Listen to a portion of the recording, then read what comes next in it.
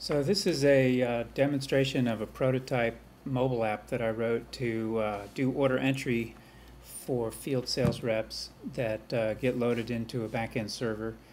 And the way it works is a sales rep out on the road could preload the mobile app with his customer list.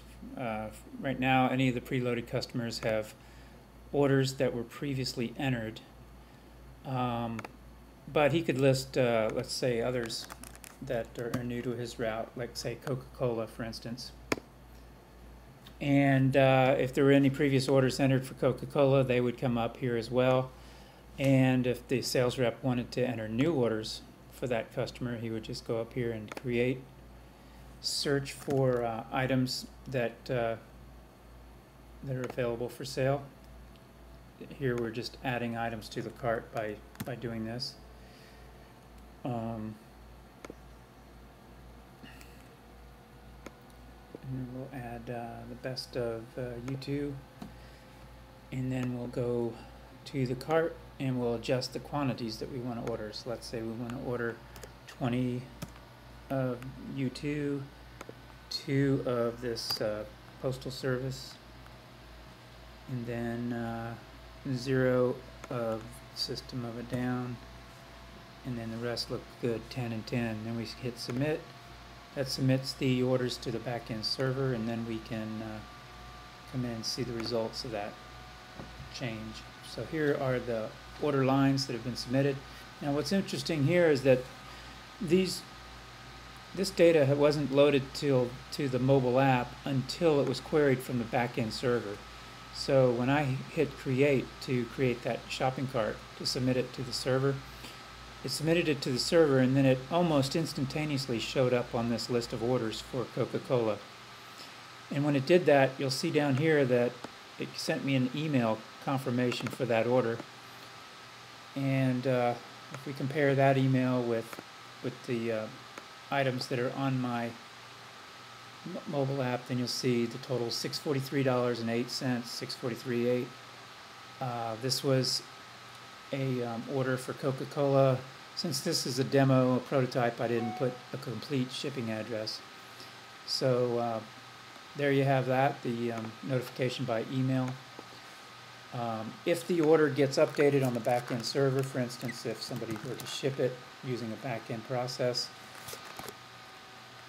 ship 1701, then the next time that order is queried,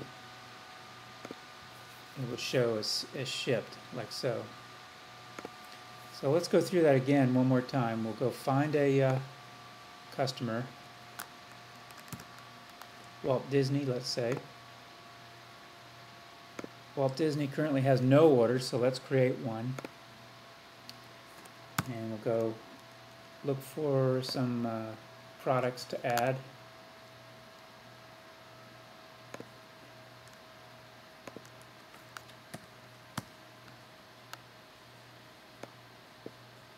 Go get this black-eyed peas. Now we've got some items in our shopping cart, and anything that we don't want we can clear out.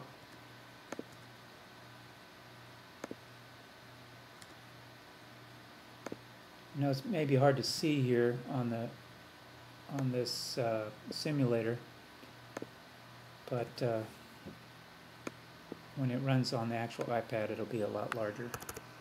So let's say 11 items there, 12 there, and 13 there. And then we'll submit it. And when we submit it, the back-end server assigns it a order number. We click on the order number, we show the order details here.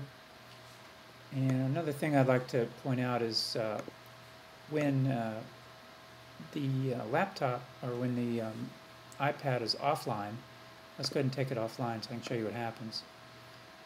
We can still see the orders, but we get a lamp that says we're offline. So we're not getting any emails, but we can still see the details of the order because they were loaded to the local database. Same thing goes true for any previous customers' orders that were loaded. So we've got those. Now if we go back online, Of course, when we're online, we can still see our orders just as before. But notice we've just received a new email, and that email was probably for the Disney order that we entered, Walt Disney Company. So we got the email confirmation. Now, another thing about when we're offline is, even though we can see existing customers' data, let's take it offline one more time. We won't be able to add any new customers. So let's say we wanted to try to load a Hewlett-Packard. What happens there is that we get a notice that we are offline, therefore we can't load that to our list of customers. So we have to wait till we're back online to load any new customer data. But however, we can still see any old existing customer data that we previously synced when we were online. And that's the demo.